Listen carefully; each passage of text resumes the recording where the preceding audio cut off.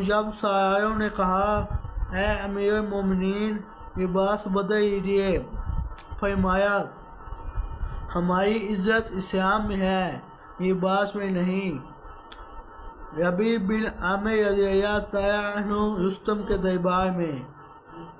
ربیع بن عامر رستم کے دربار میں کس شان سے جاتے ہیں؟ ربیع بن عامر رستم کے دربار میں کس شان سے جاتے ہیں؟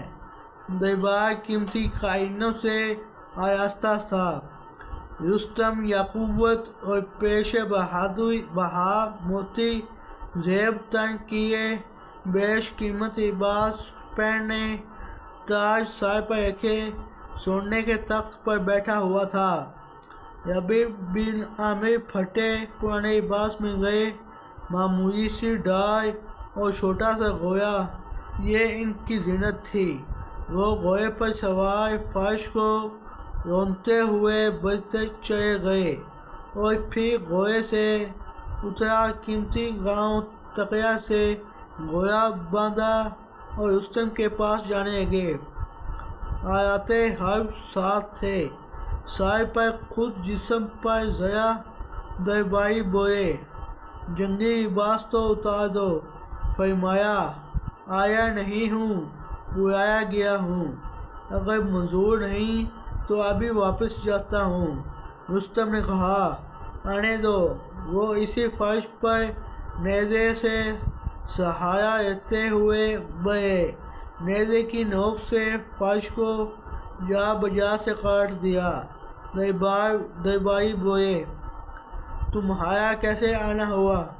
فرمایا ہمیں اللہ تعالیٰ نے اسی لیے بھیجا ہے کہ جس کے بارے میں اس کی مرضی ہو اس کو بندوں کی بندگی سے نکال کر اللہ کی بندگی میں داخل کریں، اور دنیا کی تنگیوں سے نکال کر آخرت کی وسعتوں میں پہنچا دیں، اور مذاہب کی زیادتیوں سے چھٹکارا دلا کر اسلام کے عدل کے سائے تلے لے آئیں۔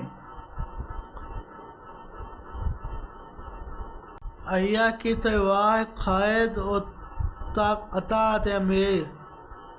خالد بن ولید رضی اللہ تعالیٰ عنہ نے لوگ ان کو فتح کی علامت سمجھنے لگتے ہیں۔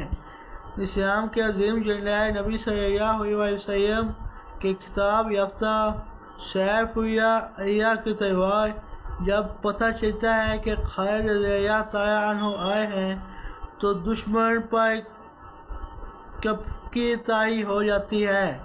وہ خالد رضی اللہ تعالیٰ عنہ جن کے بارے میں رومیوں کا بڑھا ان کے ساتھیوں سے نشانیاں پوچھ کر بتاتا ہے کہ اس کو شکست دینا ہمارے بس میں نہیں۔ امیر المومنین کا حکم پہنچتا ہے کہ کس کے بارے میں؟ جو بہت بڑے علاقے کا فاتح اور اپنے لشکر اسلامی کا ہر دل عزیز ہے۔ حکم پہنچتا ہے کہ ان کی جگہ اب ان کے لشکر کا ایک آدمی جو پہلے ان کے ماتحت کام کرنے والا ہے امیر ہوگا۔ سالار لشکر ہے، فوراً گردن جھکا دیتے ہیں، فرماتے ہیں پہلے بھی اسلام کے لیے تھا، اب بھی اسلام کے لیے، بلکہ اس سے زیادہ کھل کر گرفتار کر سکوں گا۔ نہ بغاوت کی، نہ کبھی سوچا، نہ عمل سے ہی ظاہر ہونے دیا۔ امیر المومنین نے تبدیلی اس لیے کی تھی کہ لوگ کہیں فتح کرنے والا خالد کو نہ سمجھنے لگیں، حالانکہ فتح تو صرف اللہ تعالیٰ ہی دیتا ہے۔ عبدالرحمن بن ابی بکر رضی اللہ تعالیٰ عنہ کا دنیاوی جہاد پر لعنت بھیجنا۔ شاہ غسان جناب عبدالرحمن بن ابی بکر رضی اللہ تعالیٰ عنہ کو کہتا ہے کہ آپ بہادر ہیں، میں آپ سے لڑنے نہیں آیا، اسلام کو چھوڑ کر ہمارے ساتھ آ جاؤ، میں اپنی بیٹی کا رشتہ دوں گا اور ہر کوئی کو کہہ کر زرخیز علاقہ کا بادشاہ بنوا دوں گا۔ صدیق کے بیٹے، عائشہ کے بھائی، عبداللہ بن زبیر رضی اللہ تعالیٰ عنہ کے ماموں کا جواب تھا، میں اسلام جیسی نعمت کے مقابلے میں اس دنیاوی جہاد پر اعانت بھیجتا ہوں۔ عبدالرحمن اول کا عیسائی بادشاہ کا جواب۔ عبدالرحمن اول اندلس کا حکمران ہے۔ عیسائی بادشاہ کہتا ہے، میری بیٹی بہت خوبصورت ہے، اس سے شادی کریو۔ فرمایا، ضرورت نہیں۔ مسعود کا عیسائی بادشاہ کے اہل خانہ سے سلوک۔ مسعود حکمران قطبہ یا غرناطہ عیسائی بادشاہ کی سلطنت کو خاک میں ملا دینا چاہتا تھا اور قریب تھا کہ خاک میں ملا دیتا۔ عیسائی بادشاہ نے اپنا انجام دیکھ کر اپنی ماں، بیٹی اور بیوی کو ننگے سر بھیجا۔ یہ روتی پٹتی ہوئی آئیں مسلمان حکمران تھا، کوئی اور نہیں تھا۔ ان کو عزت سے بٹھایا، تحفے تحائف دیے اور تقصیر معاف کر کے عزت و حرمت کے ساتھ بھیج دیا اور خود واپس چلے آئے۔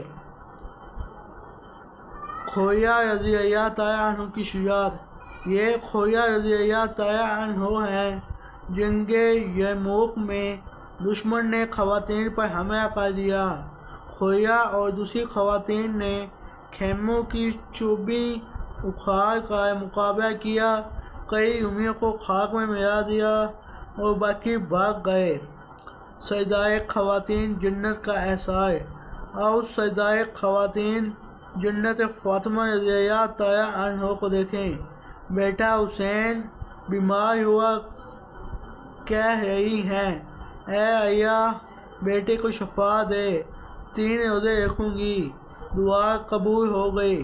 پہلے دن روزہ رکھا، سب کو کھلا کر شام کو جب خود کھانے لگی تو سائی آ گیا، اسے اپنا کھانے دے دیا۔ دوسرے دن بھی سائی کو دے دیا اور تیسرے دن بھی سائی کو دے دیا۔ جو مسافر بھی تھا، واپس ہو رہی تھی اور مسلسل کھانا کھانے کی وجہ سے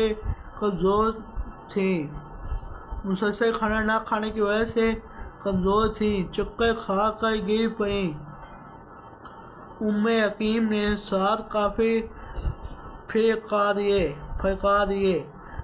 حکیم ہیں، پہلے شوہر شہید ہو گئے، دوسری شادی کر لی، لوگ ولیمہ کھا رہے ہیں، ادھر رومیوں نے حملہ کر دیا، یہ شوہر بھی گئے، وہ بھی شہید ہو گئے۔ حکیم اگرچہ روسی لباس میں تھے، تاہم کپڑوں کو خیمے کی رسی سے باندھا اور حملہ کر دیا، 7 قافلے مار دیے۔ مرد میدان جنگ میں اور گھر میں اللہ رازق موجود ہے۔ صحابہ ایک دوسرے کی گھر والوں سے پوچھتے، کہو گزر بسر کیسے ہو رہی ہے؟ فرماتے، کھانا مہیا کرنے والے مرد میدان جنگ میں ہیں اور رزق دینے والا اللہ یہاں بھی موجود ہے۔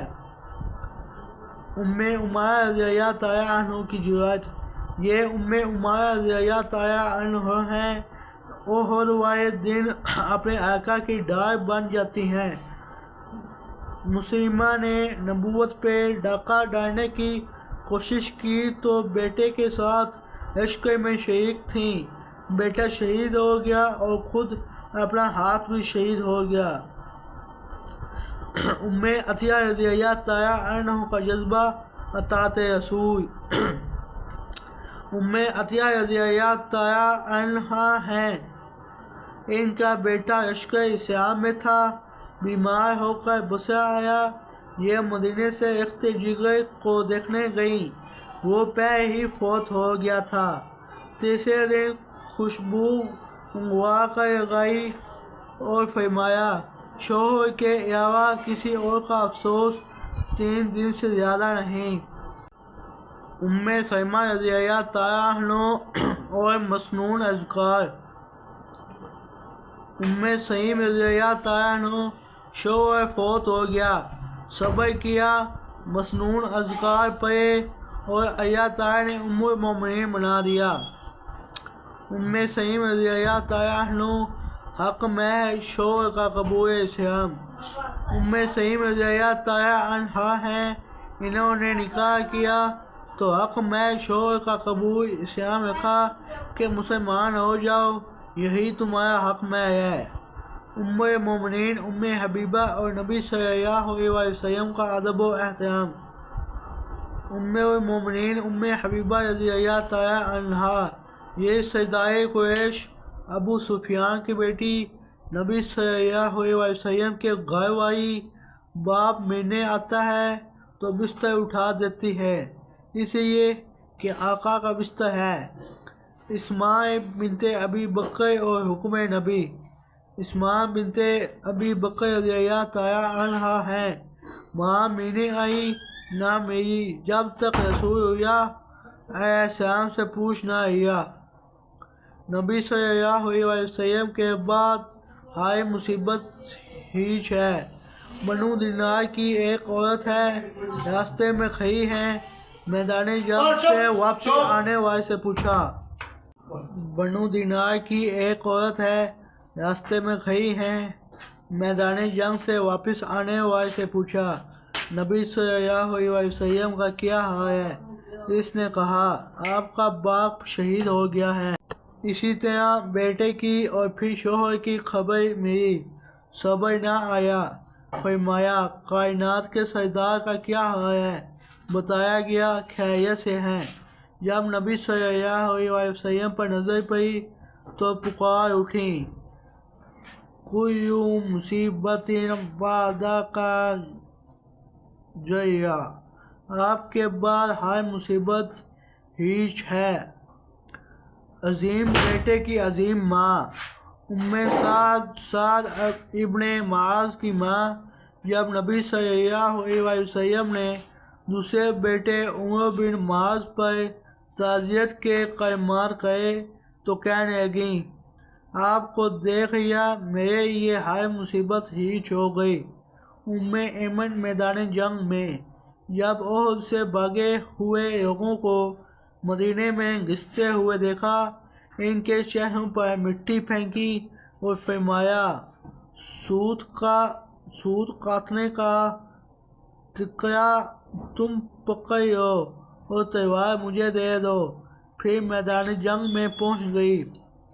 حنظلہ غسیل الملائکہ، یہ حنظلہ غسیل الملائکہ تھے، نئی نئی شادی ہوئی بیوی کے پاس تھے۔